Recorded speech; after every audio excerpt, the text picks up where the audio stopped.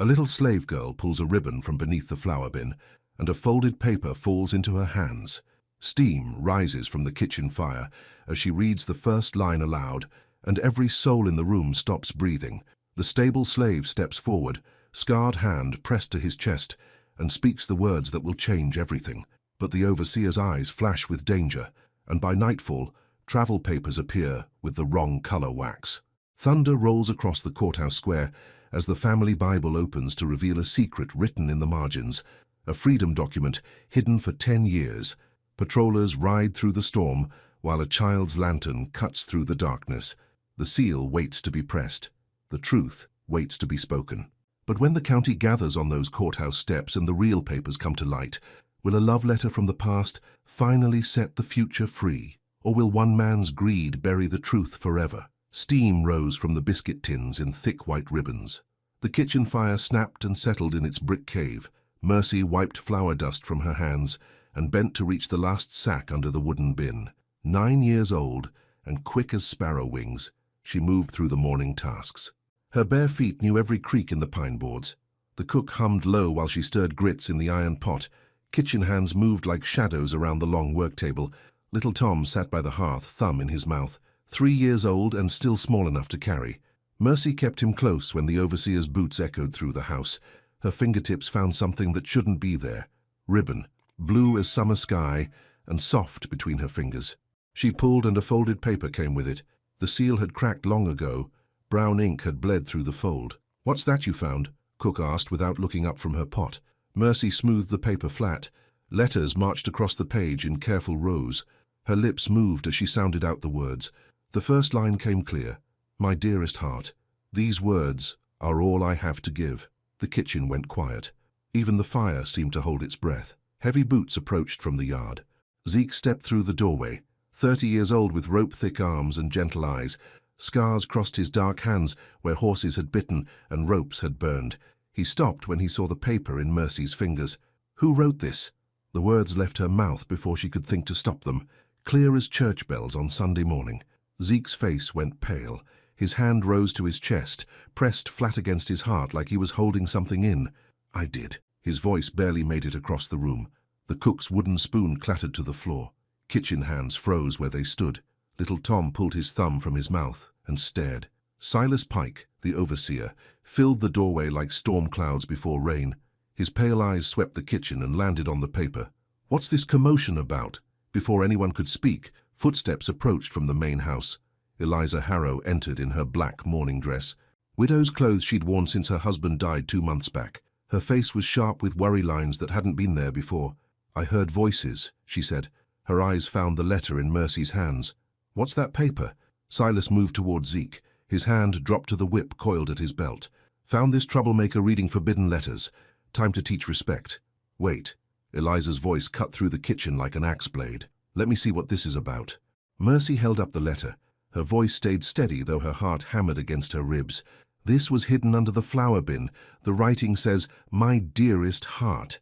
When I asked who wrote it, Zeke said he did." Eliza's face went white. She reached for the letter with shaking fingers. "Read the first lines."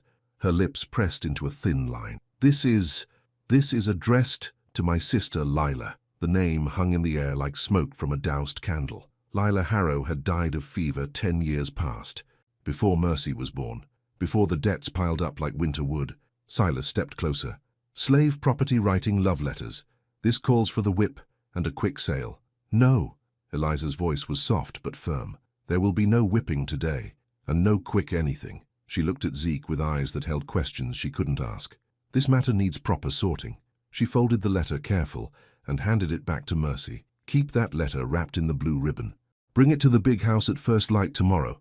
The kitchen fire snapped behind her as she turned to go. Her skirts rustled against the doorframe. Silas followed, but not before he fixed Zeke with a stare that promised trouble. When their footsteps faded, Cook picked up her wooden spoon. "Lord have mercy," she whispered. "Lord have mercy on us all." The mule barn held the smell of fresh hay and old leather. Mercy found Zeke by the water trough, brushing down the grey mule that pulled the supply wagon. His hands moved in long, gentle strokes. The mule's ears twitched forward, listening. Old Ben sat on an overturned bucket by the barn wall. 68 years old, and bent like a question mark. His white beard reached his chest. He'd been on this place longer than anyone could remember. Silas been asking questions, Ben said, without looking up from the harness he was mending. Talking about buyers down the river, talking about travel passes. Zeke's brush stilled. How soon? Soon as he can arrange it. Man's got plans that don't include you staying here to answer uncomfortable questions. Mercy hummed while she scattered feed for the chickens. A lullaby Reverend Branch had taught the children in church. The melody drifted through the stable yard like morning mist. The mule's ears swiveled toward her voice. Its big head dropped down from the trough, took 3 steps and nuzzled her shoulder. When she moved toward the barn, the mule followed. Its massive hooves placed themselves exactly where her small feet had stepped. "Well, I'll be," Ben whispered. "That mule ain't followed nobody since the master died. Stubborn as winter ice, that animal." Zeke set down his brush. "Mercy, child, about that letter." She stopped humming. The mule stopped walking. The whole stable yard seemed to lean in to listen. "I wrote it 10 years ago, before Miss Lila took sick, before everything changed." His voice carried the weight of years. "She was kind to me, taught me letters by lamplight in the kitchen. When her father found out, he touched the scar across his left cheek. Some lessons end hard. But you kept loving her," Mercy said. It wasn't a question. Love don't die easy, even when it should.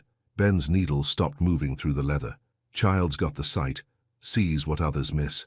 He nodded toward the stable wall where Silas had hung a bridle. "That man's been in the tack room all morning. Came out with papers in his coat." Mercy walked to where Ben pointed. In the dust by the stable door, boot prints led to the tack room and back, but also something else. Wax. Tiny drops of red wax that caught the morning light. "If there's truth in that paper, it won't need hiding," Ben said.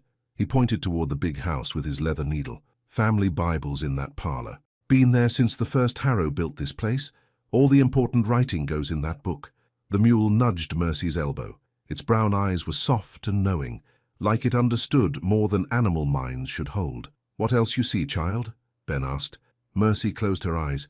Pictures formed behind her lids, the letter in her hands, Zeke's scarred fingers, the way Eliza's face had gone white at Lila's name, and something else. Something about the way Silas had looked at the paper. Not surprised, like he'd been expecting it. "He knew," she whispered. Somehow Silas knew that letter was there. The parlor smelled of old books and beeswax candles. Heavy curtains blocked most of the morning light. Mercy stood by the door while Eliza sat at the writing desk. The letter lay open before her. "Read it to me," Eliza said. "All of it." Mercy's voice carried through the dim room. "My dearest heart, these words are all I have to give. When darkness comes between us, remember the kitchen lessons. Remember how letters make words and words make hope. I will love you until stars forget to shine." Eliza's hand pressed to her throat. Lila kept this, all these years. The front door slammed. Boot heels clicked across the entry hall. Silas appeared in the parlor doorway with papers in his fist. "Found a buyer willing to take that stableman off your hands. Riverboat leaves tomorrow." He spread the papers on Eliza's desk. "Travel pass all written up. Just needs your signature." Mercy stepped closer to see the papers. Her eyes found the wax seal at the bottom. Orange-brown wax, not the deep red she'd seen on important documents. "Clerk Whitcomb always uses red ribbon and red wax," she said. "Why is this one rust-colored?" Silas's jaw tightened. Different clerk, same authority. But Mercy had seen Clerk Whitcomb's seal many times, when he came to read tax notices, when he recorded the master's death. Always red wax with his special ribbon, never orange-brown. Eliza picked up the travel pass. Her fingers traced the edges. "This is rather sudden, Silas. Sudden times call for quick action. Debts won't wait for sentiment, and neither will buyers." He pointed to the letter. "You can't afford the scandal this will bring. Word spreads fast about slave property getting above its station." "Above its station?" Eliza's voice grew sharp. "This letter speaks of teaching, of kindness. Kindness that killed your sister. Fever took her right after she was seen talking to that stableman in the garden. You want the same fate." Mercy watched Eliza's face crumble. The letter shook in her hands. Perhaps a quick sale would be best." The words seemed to scrape her throat raw. Silas smiled. "I'll have him ready for transport by noon." But Mercy's mind was turning like mill wheels. The wrong wax, the too quick buyer. The way Silas had looked at the letter like he'd expected it. When Silas left the parlor, Mercy whispered to herself, "Clerk Whitcomb's ribbon is red, not rust." The words felt important. like a key turning in a locked door. Church basement smelled of old wood and wool quilts. Candles flickered in glass jars, while women sorted through donation trunks. Reverend Cato Branch sat on a low stool with children gathered around his knees. Mercy held little Tom on her lap. His head drooped against her shoulder. The long day had worn him thin. "Tonight I'll teach you a traveling song," Reverend Branch said. His voice was soft as butterfly wings. "A lullaby your grandmothers knew. The verses tell stories about safe crossings and friendly doors." He began to hum. The melody wound through the basement like water finding its course.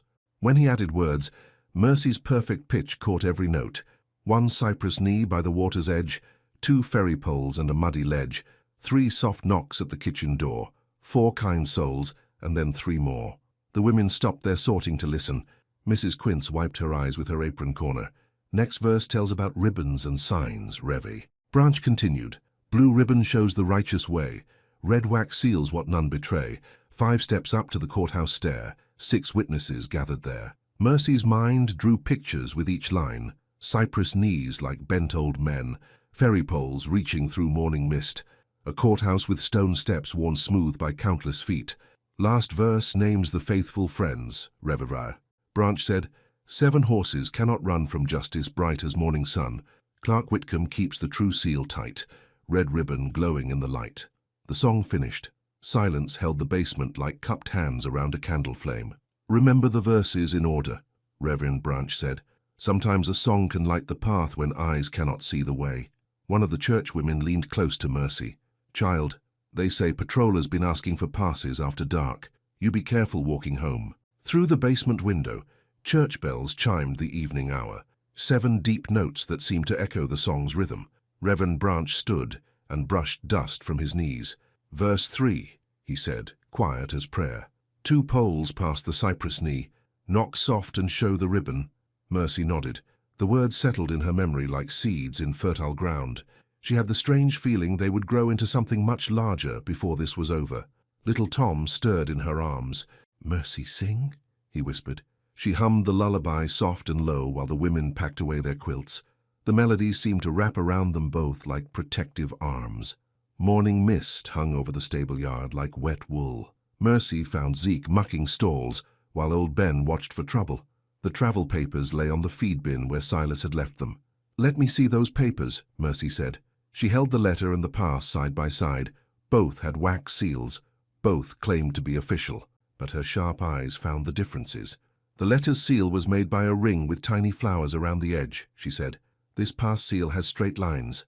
And look," she pointed to the wax color. "The letter's old seal was red once. This pass is orange-brown." Zeke squinted at the seals. "How can you tell so much from a little wax? Numbers and letters and seals all have shapes. I remember shapes." She walked to where sunshine slanted through the stable door, held both papers in the light. "The letter says it's from 10 years ago, but I think someone made this pass yesterday. Fresh wax, fresh ink." Old Ben hobbled over. "What you thinking, child?" "I think Mr. Silas made his own seal. Wrong color, wrong shape." She looked up at Zeke. "This pass won't fool anybody who knows what real papers look like." Bootsteps approached across the yard. Silas appeared with rope coiled over his arm. "Time to load up, stableman. Buyers waiting at the landing." But he stopped when he saw the papers spread in the sunshine. His eyes narrowed. "What's all this studying about?" "Just looking," Mercy said, but her voice carried clear across the stable. "This seal doesn't match any I've seen from Clark Whitcomb." Silas went very still. "Little children shouldn't be reading grown-up papers. But I can read. Miss Lila taught me letters before she died, same as she taught Zeke." Mercy's words came out brave and strong. "And this wax is the wrong color." For a moment nobody moved. Then Silas lunged forward, but Zeke stepped between them. "Child's got sharp eyes," Zeke said, calm as deep water. "Maybe worth checking with the real clerk before we travel on false papers." Silas's hand dropped to his whip. "You questioning my authority?" "Just being careful with my life." Old Ben spoke up. "Moon's dropping early tonight. Good time for travel if the papers are true. Bad time if they're not." Silas spat in the dirt. "We leave at midnight." With or without questions answered, he stalked toward the house, rope trailing behind him like a snake. When he was gone, Zeke knelt beside Mercy, tied the blue ribbon around her small wrist. "Tonight, before the moon drops, we walk." The ribbon felt warm against her skin. like a promise made in blue silk. Midnight came with thick clouds that swallowed the stars. Mercy led little Tom by the hand, while Zeke walked the grey mule through the fence breaks. Old Ben guided them to the property edge where the road began. "Follow the fence line to the big oak," Ben whispered. "Then angle toward the water. Mind the patrol dogs." Mercy carried a tin lantern with the wick turned low, just enough light to see roots and holes in the path. The mules' hooves made soft sounds in the damp earth. They heard dogs before they saw them, deep baying that rolled across the pastures like thunder. Lantern light bobbed through the trees behind them. "Patrollers," Zeke breathed. Mercy began to hum, so soft it barely stirred the air. The lullaby from church basement. One cypress knee by the water's edge, 2 ferry poles and a muddy ledge. The dogs' voices changed, from angry baying to confused whines. The lantern light stopped moving. "Keep humming," Zeke whispered. She hummed through all 3 verses while they walked. The melody seemed to wrap around them like invisible arms. When she reached the end, the patrol sounds had faded completely. "Perfect pitch," little Tom whispered. He'd learned the words from listening to church singers. Dogs like perfect pitch. They found the cypress knee just as the song described, a bent old tree that leaned over black water. 2 ferry poles jutted from the muddy bank like wooden fingers. Across the water, a single light glowed in a cabin window. Zeke cupped his hands around his mouth, made the call of a night bird. 3 short notes and 1 long one. The light in the window blinked twice. Then footsteps approached through the marsh grass. A man emerged from the mist, tall and thin with a pole in his hands. "That you, Jonah?" Zeke called soft. "Been waiting," the ferryman replied. "Reverend Branch said to watch for the blue ribbon." Mercy held up her wrist. The silk caught what little light the stars gave through the clouds. "Climb aboard then, quick and quiet." The ferry was just wide planks laid across 2 dugout boats. The mule stepped on, careful. Little Tom rode on Zeke's shoulders. Mercy angled her lantern twice toward the far shore, a signal she somehow knew to give. Jonah poled them across black water that lapped like whispers against the boat sides. On the far bank, a wagon waited with a woman holding the reins. "Martha Quince," the woman said. "My husband's waiting at the courthouse with Clark Whitcomb." They climbed into the wagon bed. Straw rustled under them like autumn leaves. The mule tied behind with a soft rope halter. "Hold tight," Martha said. "Roads are rough and time's running short." The wagon wheels found every rut and stone between the river and town. But Mercy felt something she hadn't felt before. Hope, rising like bread dough in a warm kitchen. The blue ribbon around her wrist caught the first hint of dawn light filtering through the clouds. The courthouse sat on the town square like a grey stone mother hen. 6 steps led up to the main doors. Windows reflected the pale morning sky. Mercy counted the steps just like the lullaby verse had said. 5 steps up to the courthouse stair, 6 witnesses gathered there, but only 3 people waited on the steps. Elias Quince paced back and forth, boots clicking on stone. A sleepy deputy leaned against the doorframe, and Clark Whitcomb sat on the top step with a leather satchel beside him. "Where are the other witnesses?" Mercy asked Martha Quince. "They'll come. Word travels fast in a small town when justice needs doing." Abner Whitcomb was 62 years old with silver hair and ink-stained fingers. He'd been county clerk for 30 years, knew every seal and signature and property line from here to the state border. "Let me see these papers," he said when Zeke approached. Whitcomb spread the travel pass on the stone step, pulled a magnifying glass from his satchel, studied the wax seal like a doctor examining a wound. His eyebrows drew together. "This is interesting work." "How so?" Elias asked. "Well, the wax is wrong. I used deep red from a particular candle shop in Richmond. This is more orange. And the seal ring." He traced the impressed pattern with his finger. "Mine has a curved edge here. This one's been cut straight." Mercy stepped closer. "I noticed the wrong color yesterday, but I didn't know about the curved edge." Whitcomb looked at her with surprise. "You have a good eye for details, child." "She's got more than that," Martha said. "Reverend Branch says she remembers everything she sees. Perfect memory for letters and numbers." The deputy straightened up. "Forgery's a serious charge." "Serious enough for the sheriff," Whitcomb agreed. He folded the false papers and tucked them in his satchel. "But first I'd like to see what other documents might be relevant to this case." Through the morning mist, more people appeared on the square, shop owners opening for business, farmers bringing goods to market. A few stopped to watch the gathering on the courthouse steps. "Word's spreading," Elias observed. Mercy hummed the traveling song under her breath. The 3rd verse about witnesses seemed to be coming true, but she couldn't shake the feeling that bigger truths were still hidden. waiting to be found. In the courthouse basement, boxes and ledgers lined the walls like sleeping soldiers. Dust motes danced in the lamplight. Clark Whitcomb searched through files while Mercy and little Tom sat on wooden crates. "Every family's got papers filed here," Whitcomb explained. "Birth records, death notices, property deeds, marriage certificates. And sometimes," he pulled out a thick folder, "Bible deposits." "Bible deposits?" Mercy asked. "When a family Bible contains important documents, we sometimes hold it here for safekeeping, especially when there are disputes about property or debts." Zeke stood by the narrow window watching the street. "You think the Harrow Bible might be here?" "Let's see." Whitcomb opened the folder. Papers rustled like dry leaves. "Harrow, William, deceased 1852. Property inventory includes..." "Here we go. Family Bible, large format, deposited for estate settlement pending debt resolution." He disappeared into the back room, returned carrying a book thick as a brick, black leather cover worn smooth by countless hands, gold lettering that said Holy Bible across the front. "The family's been keeping records in this book for 40 years, Whitcomb said.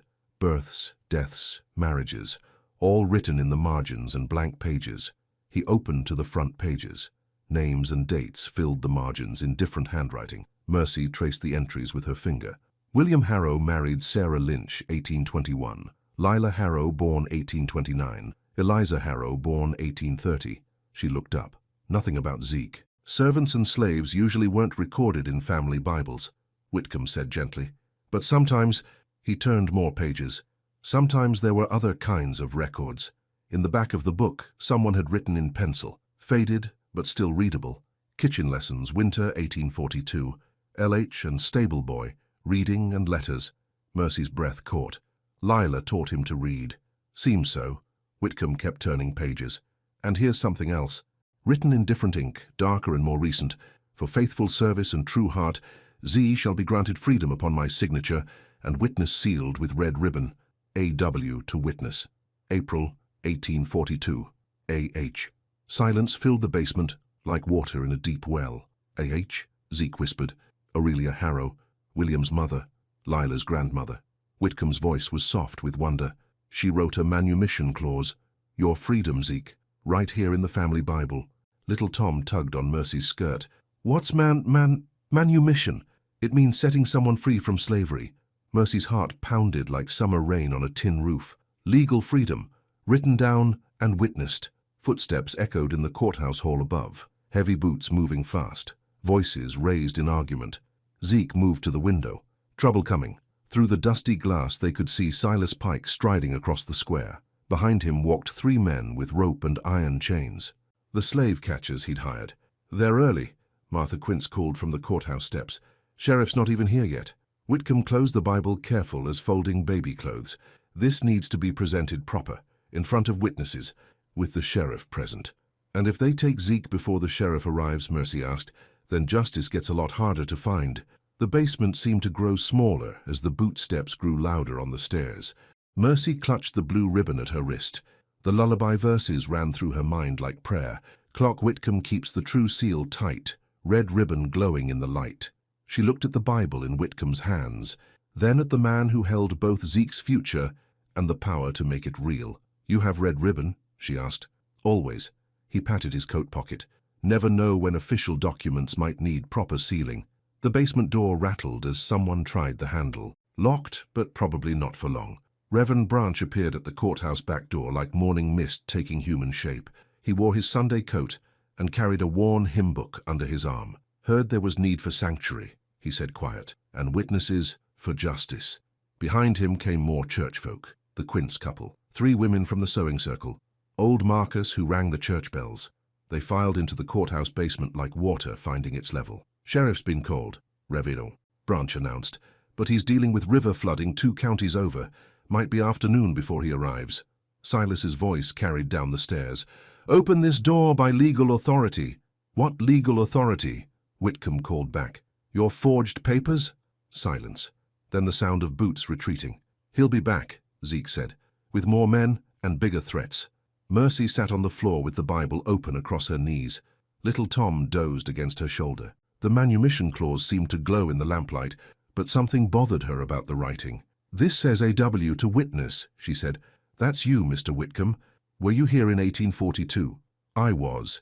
Young deputy clerk then, learning the trade. I remember Aurelia Harrow, sharp woman, fierce as winter wind when she set her mind on something." "Do you remember witnessing this?" Whitcomb frowned, knelt beside Mercy to read the clause again. "I remember her asking about manumission procedures. Said she might have occasion to free someone who'd served faithful and true, but I don't recall the actual signing." "Maybe it was never finished," Martha suggested. "Written, but not witnessed. Or maybe," Reverend Branch said slowly, "there's more to find." He opened his hymn book. Pages rustled as he searched for something. "Aurelia Harrow attended our church, very particular about doing things proper and legal. If she meant to free someone, she'd have made sure every requirement was met." His finger stopped at a page near the back of the hymnal. There, written in pencil, was a note. "A.H. requests blessing for manumission ceremony. Sunset, April 10, 1842. Witnesses, A.W., C.B. E.H., red wax and ribbon as specified." "C.B.," Reverend Branch whispered. "Cato Branch. My grandfather. He was pastor here before me." "E.H.?" Mercy asked. "Elias Harrow, Aurelia's son, William's father." The pieces were falling into place like stars finding their proper spots in the sky. But the most important question remained unanswered. "If the ceremony happened," Zeke said, "where's the sealed document?" Footsteps thundered on the courthouse stairs. This time they didn't stop at the basement door. They climbed to the upper floors where official records were kept. "Searching for something," Whitcomb observed, "but they won't find what they're looking for up there." "How do you know?" Mercy asked. "Because Aurelia Harrow was too smart to leave important documents where the wrong people might find them." He smiled. "She hid things in plain sight." He lifted the Bible from Mercy's lap, opened to a page near the back where the paper was thicker, held it up to the lamplight. There, pressed between two pages like a flower saved from summer, was a thin sheet of parchment. Red wax seal unbroken, ribbon threaded through the fold. "The manumission," he breathed. "She sealed it in the Bible itself." Thunder rolled across the courthouse square like God clearing his throat. The first drops of rain spattered the basement windows. Mercy watched water begin to puddle in the street. "Spring storm coming hard," Reverend Branch observed. "River'll rise again." Upstairs, Silas and his men tramped through the offices. Drawers slammed, papers scattered. Voices grew more frustrated with each empty file they searched. Whitcomb carefully separated the hidden document from the Bible pages. The parchment was yellowed but strong. The red wax seal showed a perfect imprint of his grandfather's signet ring. "Read it," Zeke whispered. Mercy traced the words with her finger. "Know all men by these presents that Zeke, bondsman of the Harrow household, having served faithful and true for 7 years, is hereby granted full freedom and liberty. Signed this 10th day of April, 1842, in the presence of witnessed as herein noted, Aurelia Harrow by her mark. Witnessed, Abner Whitcomb, clerk, Cato Branch, pastor, Elias Harrow, son." At the bottom, 3 signatures in different hands, and the red wax seal with ribbon threaded through like a promise kept. "It's legal," Whitcomb said, his voice full of wonder. "Completely legal. You've been free for 10 years, Zeke. You just didn't know it." Zeke's knees gave out. He sat hard on the wooden crate. "Free? Free as any man in Virginia." But Mercy's sharp mind was already working ahead. If Zeke's been free all this time, why didn't anybody tell him? "Because," Reverend Branch said slowly, "someone made sure this document stayed hidden." Rain drummed harder on the courthouse roof. Through the basement window, they could see people hurrying for shelter. The storm was arriving faster than expected. "Who else knew about the manumission?" Martha asked. "Elias Harrow signed as witness. When he died, the knowledge should have passed to his son William." Whitcomb folded the parchment careful as butterfly wings. "But William died 2 months ago, left debts and confusion behind." "And Silas Pike," Mercy said, quiet. "Overseer who keeps the books, who decides what the new widow knows and doesn't know." The realization hit them all at the same time. Silas had known, had found the manumission years ago and hidden it, kept a free man in chains through ignorance and fear. Bootsteps approached the basement door again, this time accompanied by a new voice, female, shaking with anger. "Silas Pike, you open this door immediately." Eliza Harrow had arrived. The basement door swung open. Eliza descended the stairs with her skirts hiked up and her hair escaping its pins. Water dripped from her cloak. Behind her came Silas and 2 of his hired men. "Mrs. Harrow," Whitcomb stood up, respectful. "We've made an important discovery." "So have I." Her eyes blazed like forge coals.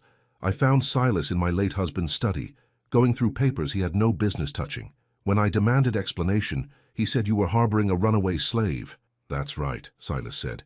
His hand rested on the gun at his belt, "and interfering with legal property recovery." "Whose legal property?" Mercy spoke up clear as church bells. She held up the manumission document. "This says Zeke's been free for 10 years. Eliza's face went white. She stepped closer to read the parchment. Her lips moved as she worked through the formal language. "Grandmother Aurelia," she whispered. "She did this?" "Legally witnessed and properly sealed," Whitcomb confirmed. "Your grandmother freed Zeke in 1842. This document proves it." Silas lunged forward. "That paper's a fake. Old woman never had authority to free anybody." "She had every authority," Reverend Branch said firm. "Property law gave her the right to dispose of bondspeople as she saw fit, and this document bears 3 witness signatures, including the county clerk." Eliza sank onto a wooden crate. The weight of 10 years seemed to settle on her shoulders. "We've kept a free man in slavery. God forgive us, we've stolen 10 years of his life." "More than that," Mercy said. Her voice carried the sharp edge of truth. "We've stolen the life he could have built with Miss Lila." The basement went quiet except for rain on the windows and thunder rolling overhead. Even Silas's hired men shifted uncomfortable on their feet. "Lila knew," Eliza continued, talking more to herself than anyone else. "She must have known. That's why she was teaching him letters, why she spent time in the kitchen and garden." Tears tracked down her cheeks. She was helping him prepare for freedom. "And someone made sure that freedom never came," Zeke said. His voice was steady, but his hands shook. All eyes turned to Silas. His face had gone red as the wax seal. "Debt's got to be paid. Estate's got obligations. Can't afford to lose valuable property over some old woman's sentiment." "So you hid the document," Whitcomb said. "Let a free man work in chains while you skimmed profits from his labor." Thunder crashed overhead. The storm was getting stronger. Water poured down the courthouse windows like silver curtains. In the street, folks splashed through puddles that grew deeper with each passing minute. The storm drains couldn't handle the spring flood. "River's coming up fast," one of the churchwomen said. She'd been watching from the window. "Doc Martin's boat just floated past the mercantile." "We need to get to higher ground," Eliza said. "All of us." But Silas blocked the basement door. "Nobody leaves till this matter's settled my way." His hired men flanked him, hands on their weapons. "And what way is that?" Reverend Branch asked. "Zeke goes downriver to the buyer like planned. Document gets destroyed, debts get paid, life goes on." "Life built on a lie," Mercy said. "Better than no life at all." Silas's voice turned ugly. "Without that sale money, this whole place goes under. Bank takes the land, everybody ends up on the road." Eliza's face crumpled. "Is that true? Are we really so close to ruin?" "Debt's real enough, but there are other ways to handle it," Whitcomb said. "Legal ways that don't require stealing a man's freedom." Thunder boomed overhead. The lantern flame flickered in the basement gloom. Through the window, they could see the courthouse square filling with water. "Storm's getting worse," Martha observed. "Main road to the river will be washed out soon." Silas grinned. "Then nobody goes anywhere till this is settled." But Mercy was thinking about the lullaby verses, about routes that didn't follow main roads, about crossings and safe doors and people who knew the backways. "Mr. Whitcomb," she said, "does that manumission document need to be recorded in the official books?" "It does. Filed and witnessed before 3 citizens. Makes it permanent and legal beyond any question. Then we need to get upstairs to your office. Can't do that with armed men blocking the way. Maybe we don't need to go through them." She hummed the traveling song under her breath. The verses about cypress knees and ferry poles, about paths that wound around danger instead of charging through it. "Church has a bell tower," she said to Reverend Branch. "Bell tower's got windows that look down on the courthouse roof." "It does indeed. And the courthouse has a roof hatch for cleaning. I've seen the caretaker go up there." Understanding dawned in Reverend Branch's eyes. "You're thinking like your grandmother did, child, around the problem instead of through it." Eliza looked up from her grief. "What are you planning?" Mercy pointed to the manumission document in Whitcomb's hand. "Justice doesn't wait for perfect weather. Sometimes it has to climb through windows and brave the storm." The basement filled with the sound of rain and rising hope. The church bell tower rose into the storm like a stone finger pointing toward heaven. Rain lashed the narrow windows. Thunder shook the wooden stairs that spiraled up through the darkness. Mercy climbed ahead of the others, her tin lantern casting dancing shadows on the walls. Behind her came Reverend Branch, then Whitcomb carrying the Bible and manumission document wrapped in oiled cloth. "Careful now," Reverend Branch called over the storm noise. "These stairs are older than memory." At the top, a small room housed the bell rope and pulleys. Windows on all four sides looked out over the town. From here, they could see the courthouse roof 20 feet away across the alley. Close enough to jump if you were young and fearless, but they weren't planning to jump. There, Reverend Branch pointed to a rope coiled in the corner. Bell-hanging rope, strong enough to bear a man's weight. Whitcomb eyed the distance. "I'm not as spry as I once was." "Don't need to be." Mercy was already untying the rope. "I'll go across. You lower the documents in a sack. I'll take them through the roof hatch to your office." "Child, you can't." "I can." Her voice carried absolute certainty.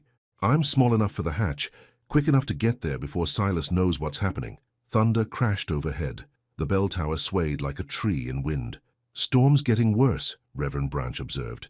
"If we're going to do this, it has to be now." Mercy tied one end of the rope around the bell frame, tested her weight against it. The rope held firm. She swung one leg over the windowsill. "Remember the filing system," Whitcomb called. "Manumission records go in the big ledger book. Front section, write today's date and your name as presenter." "I remember." Rain soaked her dress in seconds. The rope burned her hands as she worked her way across the alley. Below, the street had become a brown river carrying fence posts and chicken coops toward the main channel. The courthouse roof was slate and slippery. Mercy crawled on hands and knees to the hatch. The metal handle turned stiff from rust and rain, but it turned. She dropped into the upper hallway of the courthouse. Her bare feet squelched on wet wooden floors. Somewhere below, she could hear Silas arguing with his men about the rising water. Whitcomb's office was at the end of the hall. The door stood open. Inside, filing cabinets lined the walls like soldiers in formation. The big ledger book sat on the desk, open to today's date.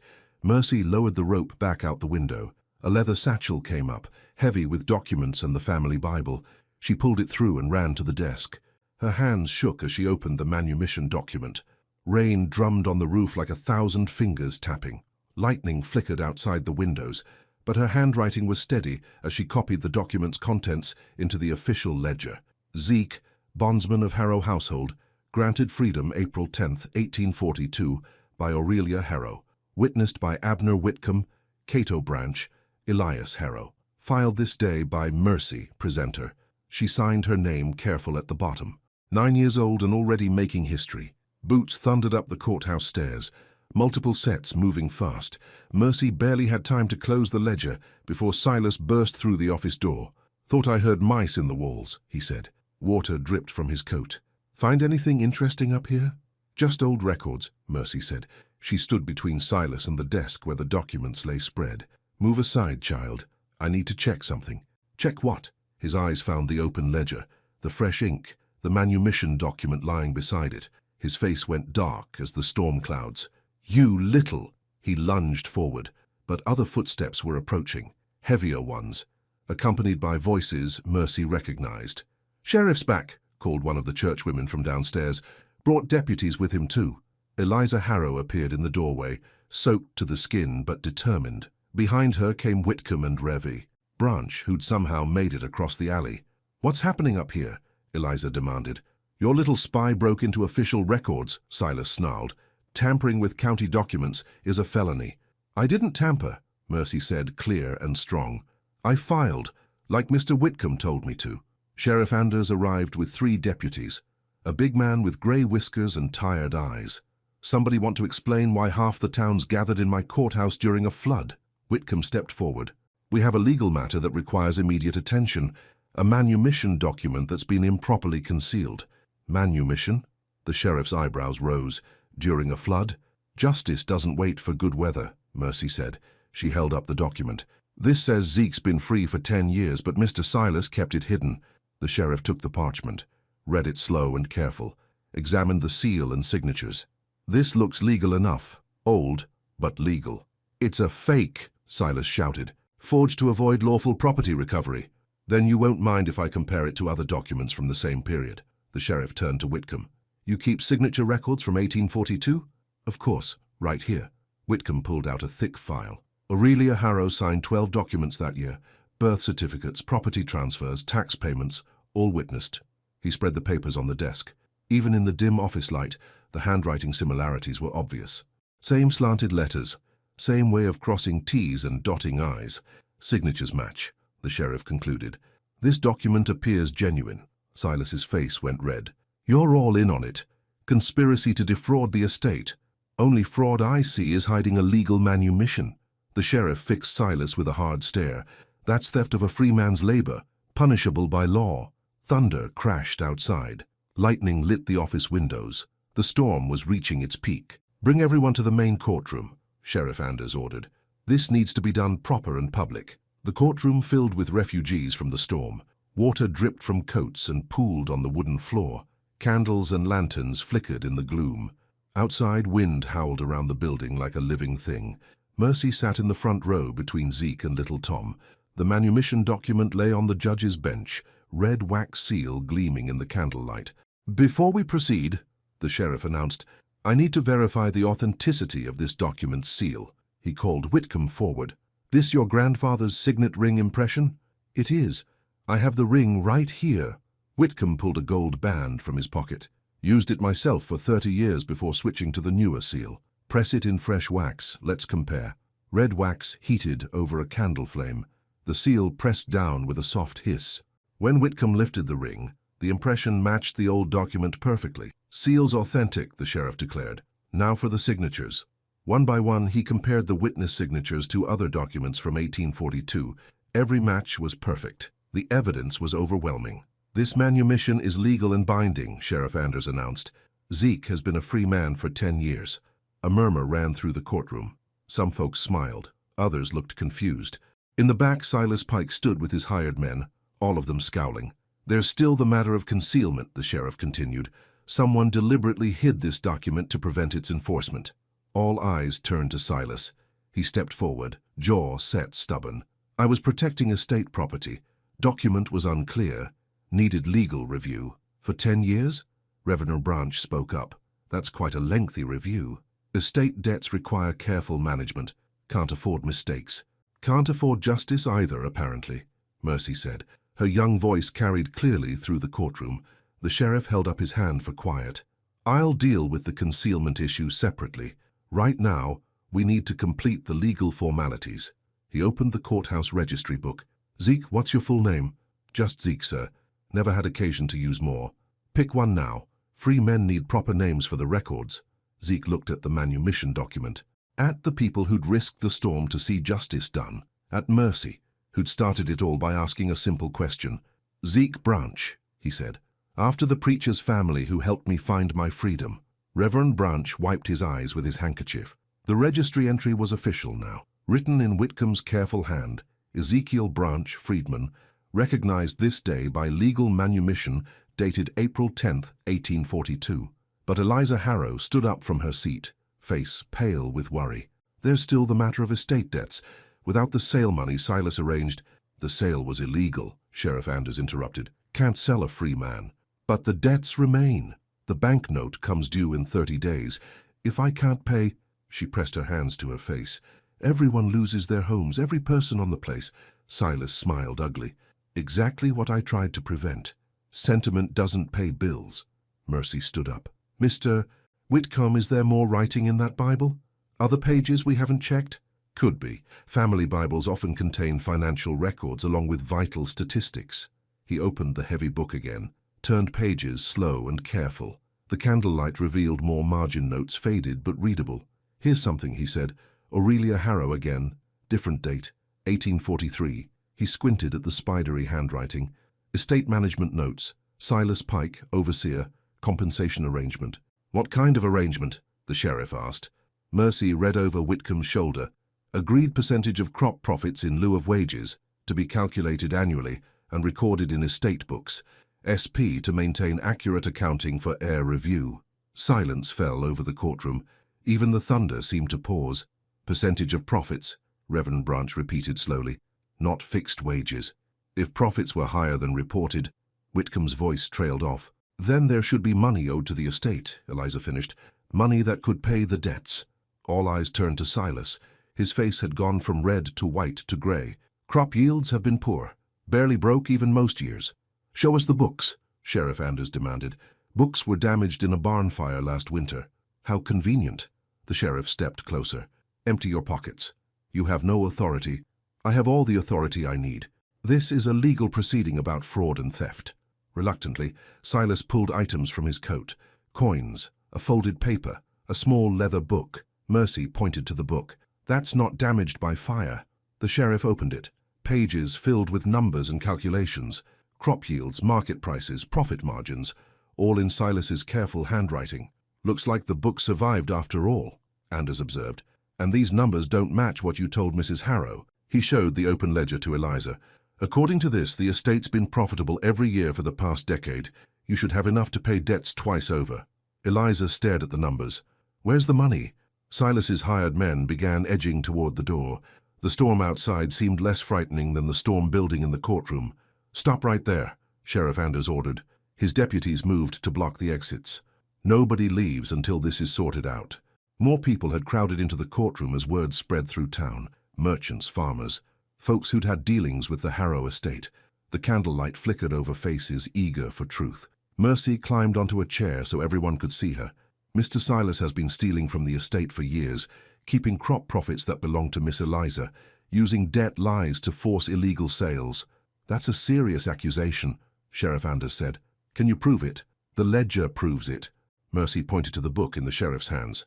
"Numbers don't lie like people do." Whitcomb took the ledger and began reading entries aloud. "Cotton crop, 1851. 47 bales at $23 per bale. Total receipts, $1,081. Reported to estate, 542. A gasp ran through the courtroom.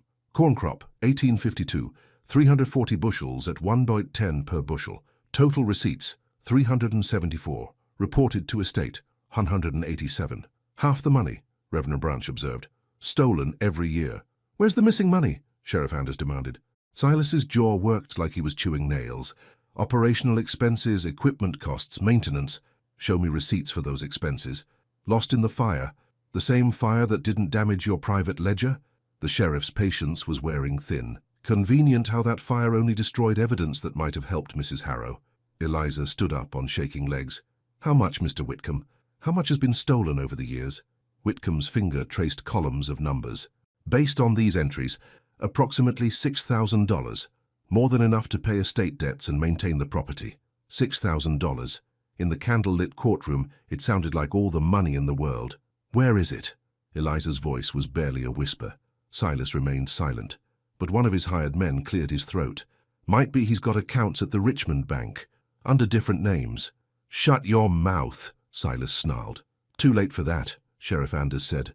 "We'll be sending telegrams to every bank in Virginia. Stolen money leaves tracks." Thunder rolled overhead, but softer now. The storm was beginning to pass. Dawn light filtered through the courthouse windows.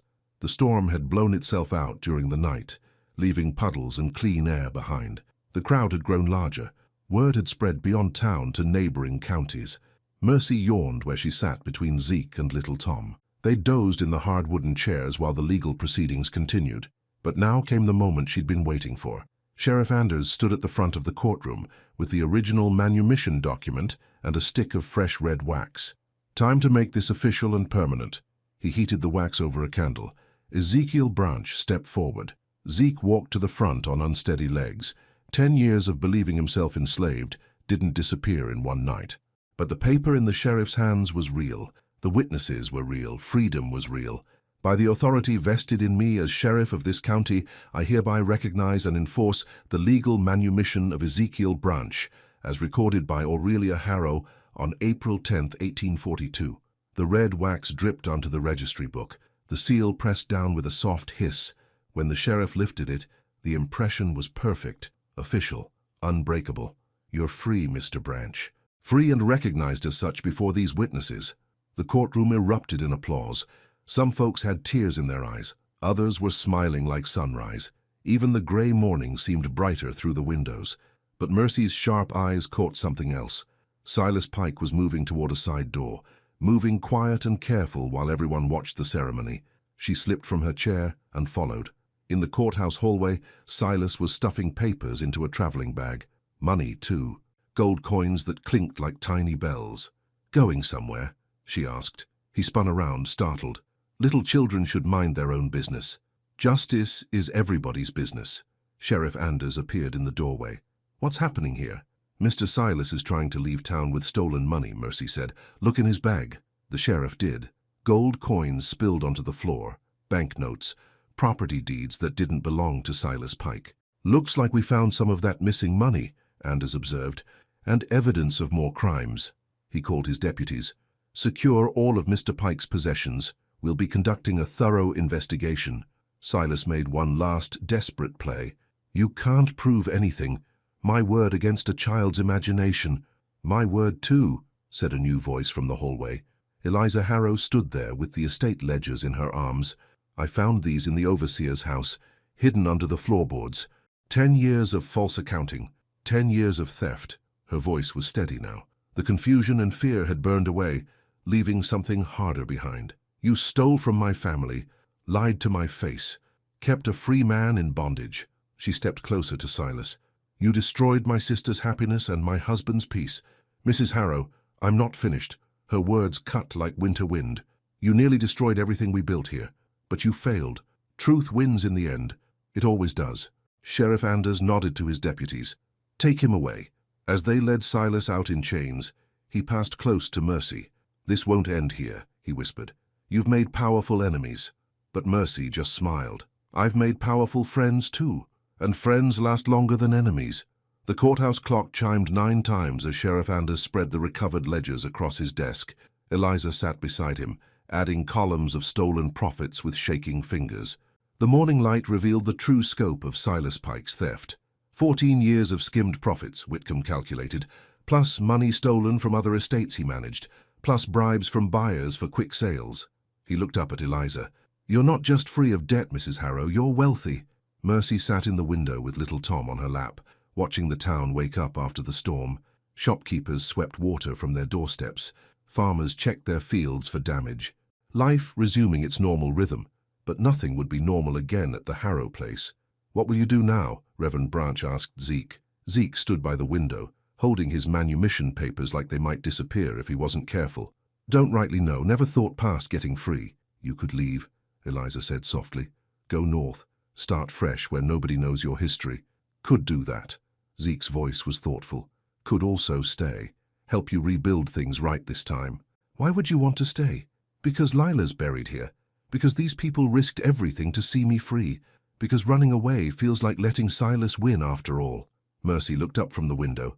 Besides, somebody's got to teach the children letters. Miss Lila started that work. Shouldn't let it die with her. The law allows it now, Whitcomb confirmed. Friedman can teach reading and writing. Perfectly legal. Eliza pressed her hands to her face. Tears leaked through her fingers. 10 years we could have been doing this right. 10 years Lila could have been happy. Can't change the past, Reverend Branch said gently, but you can shape the future. Through the courthouse window, they could see people gathering in the square. The news of Zeke's freedom and Silas's arrest had spread through 3 counties. Some folks were curious, others were angry. Change always brought both. There'll be trouble, Sheriff Anders warned. People who don't like the idea of educated freedmen, people who profited from the old ways. Let them come, Eliza said. Her voice was stronger now. We'll face them with law and righteousness on our side. She stood up and smoothed her skirts. I have an announcement to make, something that should be said publicly. What kind of announcement? Mercy asked. The kind that changes everything. The courthouse steps were packed with people. Word had spread that Mrs. Eliza Harrow would make a public statement about the estate. Merchants closed their shops to listen. Farmers left their plowing. Even folks from neighboring counties had come to hear. Mercy sat on the top step with the family Bible in her lap. The blue ribbon marked the page where Aurelia's manumission clause was written. The morning sun made the gold lettering shine. Eliza stood before the crowd in her black dress, but her voice was clear and strong when she spoke. Friends and neighbors, you've heard about the discoveries made in our family Bible, about my grandmother's intention to free Zeke 10 years ago, about the overseer who concealed that freedom for his own profit. Murmurs ran through the crowd, some approving, others less so. Today I want to correct those wrongs and establish new principles for our household. First, every person working our land will be paid fair wages. No more bonded labor. No more hidden profits. The murmurs grew louder. Second, Any person who chooses to leave will receive traveling papers and wages owed.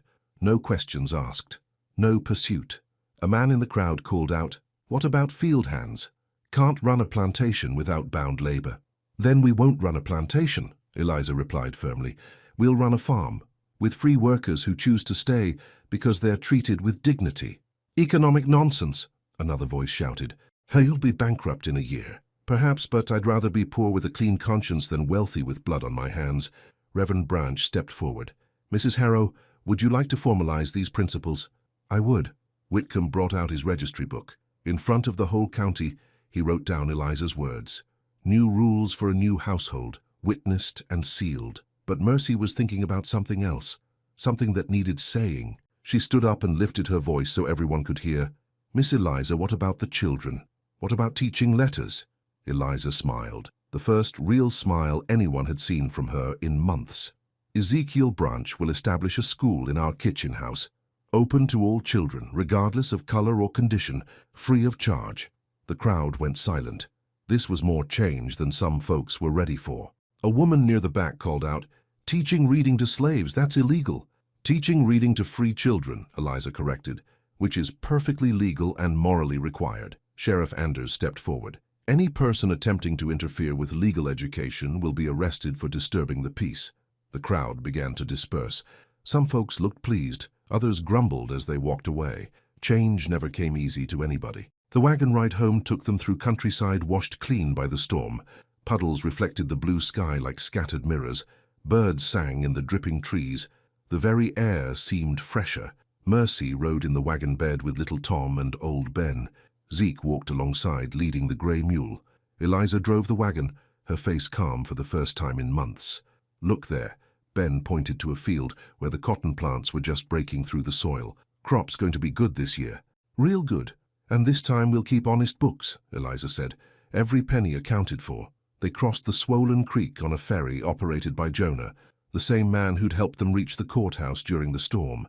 He refused payment. "Justice don't cost extra," he said, happy to see things set right. As they approached the plantation buildings, people emerged from houses and barns. Cook wiped flour from her hands.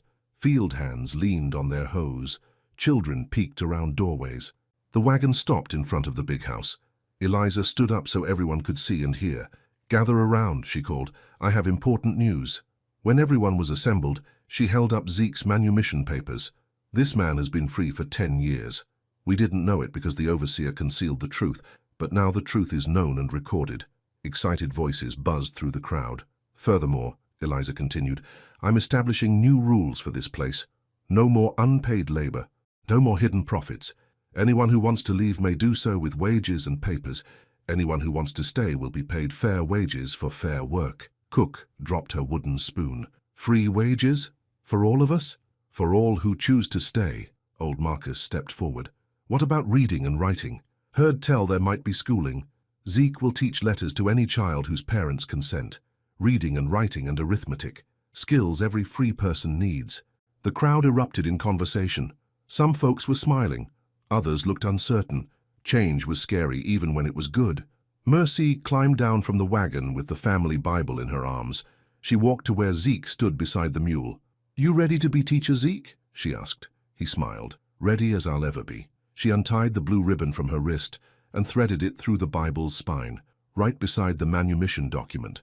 "For remembering how this started, with a question and a ribbon, and somebody brave enough to tell the truth." 3 days later, the kitchen house hummed with activity. Wooden benches lined the walls. Slates and chalk waited on the work table. The big fireplace threw warm light over eager young faces. Mercy sat in the front row with little Tom beside her. Behind them, 12 other children ranging from 5 to 15 years old. Some were children of field hands. Others came from neighboring farms where news of the school had spread. Zeke stood at the front with a piece of charcoal and a piece of bark for writing. His scarred hands moved careful and sure as he wrote letters across the improvised chalkboard. "A is for apple," he said, "and for Aurelia, who wrote the Freedom Papers. B is for book, where we found the truth. C is for courage, which it takes to change things." The children repeated each letter. Their voices filled the kitchen like a choir. Cook worked at the far end of the room, kneading bread dough and humming. She'd chosen to stay when Eliza offered freedom papers. "This is my home," she'd said. "Just want to be paid fair for my work." Most of the field hands had made the same choice. A few had taken their papers and headed north. Everyone respected their decision. "D is for discovery," Zeke continued. "E is for education. F is for freedom." Little Tom raised his hand. "F is for family, too." "That's right." "What kind of family do we have here?" "Chosen family," Mercy said. "People who choose to care about each other." Through the kitchen window, they could see Eliza working in her garden. She'd traded her black morning dress for a simple grey work dress. Her hands were dirty with good soil. The changes weren't complete yet. There was still suspicion from neighboring places, still legal papers to file, still new routines to establish, but the foundation was solid, built on truth instead of lies, on freedom instead of force, on hope instead of fear. Reverend Branch appeared in the doorway with his arms full of books. "Brought some reading materials," he announced, "primers and Bibles and arithmetic books." The children cheered. Mercy helped him stack the books on the table. So many books, so many new worlds to discover. "What shall we read first?" Zeke asked. Mercy picked up the family Bible and opened to the front page. "Genesis," she said, "in the beginning." And so they began again. Summer twilight painted the porch in shades of gold and purple. Mercy sat on the steps with the family Bible open across her knees. The blue ribbon marked their place in the evening's reading. Little Tom dozed against her shoulder. The day's lessons had worn him out, but he refused to miss story time. His thumb had found its way back to his mouth, a comfort he wasn't ready to give up. Zeke sat in the rocking chair that had belonged to the old master. Strange to see him there, free and easy in the evening light. He held a cup of real coffee, not the chicory substitute the field hands usually got. Eliza emerged from the kitchen with a tray of cornbread and honey. She'd been learning to cook for herself, saying it was time she knew how to make her own meals. "What story tonight?" she asked, settling onto the porch swing. "Book of Ruth," Mercy said, "where Ruth says, 'Whither thou goest, I will go.'" "Appropriate." Eliza smiled. "We've all had to decide where to go and who to follow." The evening air carried sounds of home settling into night. Chickens roosting in their coops, mules shifting in their stalls, voices from the quarters where families gathered for their own evening meals. But also new sounds, children practicing their letters by candlelight, adults spelling out words from newspapers, the sound of minds growing larger. "Read the part about the gleaning," Zeke suggested. Mercy found the passage and read in her clear young voice, "And Ruth the Moabitess said unto Naomi, Let me now go to the field, and glean ears of corn after him in whose sight I shall find grace." "Finding grace," Eliza repeated softly. "That's what we've all been doing." A rider approached through the gathering dusk, Sheriff Anders on his bay horse, coming from town with news. "Evening, folks," he called. "Mind if I join you?" "Always welcome," Eliza said. "Coffee's still warm." He tied his horse to the porch rail and climbed the steps, accepted the cup Eliza offered, and settled into a wooden chair. "Brought news from Richmond," he said. "Silas Pike's been sentenced to 10 years hard labor, bank accounts confiscated, stolen money returned to rightful owners." "And the other estates he managed?" Zeke asked. "Being investigated. Looks like he was running the same scheme in 4 counties. You folks starting something that's going to spread far beyond this place." Mercy looked up from the Bible. "Good things should spread." "Indeed they should." Sheriff Anders sipped his coffee. "Also brought word that the governor's taking an interest in your school. Might be official support coming. Funding for books and supplies. Government support for teaching freedmen." Eliza sounded surprised. "Times are changing, ma'am, slowly but surely. What you're doing here is legal now. Might even become encouraged policy before long." Stars were beginning to appear in the darkening sky. The first bats of evening flitted around the eaves, hunting mosquitoes. "One more thing," Sheriff Anders said. "Had a visit from a lawyer in Richmond. Seems there are other family Bibles with hidden documents, other manumissions that were suppressed. Your courage might free more than just Zeke." The next morning brought mist, rising from the dewy fields, and birdsong that seemed louder and sweeter than before. Mercy woke before sunrise and carried little Tom out to the porch to watch the world wake up. Coffee smells drifted from the kitchen house where cook was starting the day's work. The sound of axes rang from the woodlot where field hands were cutting timber for a new barn. Free workers building something that would last. Zeke emerged from the old quarters, carrying his few possessions in a cloth bundle. Yesterday Eliza had offered him the overseer's house to live in, but he'd chosen the small cabin behind the kitchen instead. Closer to the school, he'd explained, and I like the view of Lila's garden from the window. He joined Mercy on the porch steps and set his bundle down. Inside she could see the original love letter, carefully wrapped in clean linen, a reminder of where this all began. "Question for you, Teacher Zeke," she said. "What happens when all the children know their letters? When everyone can read and write? Then we teach them more. History and geography and mathematics, music and poetry and philosophy." He smiled. "Learning doesn't end when you master the alphabet. It just begins." Eliza appeared with 3 cups of coffee. She'd started drinking it black like the field hands, saying it helped her think clearer. "I've been thinking about expansion," she said. "Not just our school, but the whole enterprise. What if we bought the Morrison place when it comes up for sale? Establish another free labor farm?" "You think it would work?" Zeke asked. "I think people are hungry for change, for a way to live that doesn't require crushing other people's souls." Little Tom stirred in Mercy's lap and opened his eyes. "Mercy read," he whispered. She opened the family Bible to the ribbon marker. Today's reading was from the Psalms. She found the verse that seemed right for the morning. "This is the day which the Lord hath made. We will rejoice and be glad in it." Her voice carried across the porch and out into the awakening world. Birds seemed to pause in their singing to listen. The mist began to lift from the fields, revealing green rows of growing crops. When she finished reading, Mercy closed the Bible and retied the blue ribbon around the cover. The silk was faded now, but still strong, like the truth it had helped reveal. "What will you remember most about all this?" Eliza asked. "That asking one question can change everything," Mercy said. "And that truth always wins in the end, even when it takes a long time getting there." Little Tom climbed down from her lap and walked to the porch rail. He pointed to where the sun was breaking through the morning clouds, painting everything gold. "Pretty," he said in his small, clear voice. And it was. The light falling on free ground worked by free hands, the sound of children's voices practicing their letters in the kitchen house, the sight of Zeke reading his manumission papers one more time before tucking them safe in his shirt pocket. The seal had fallen true at last.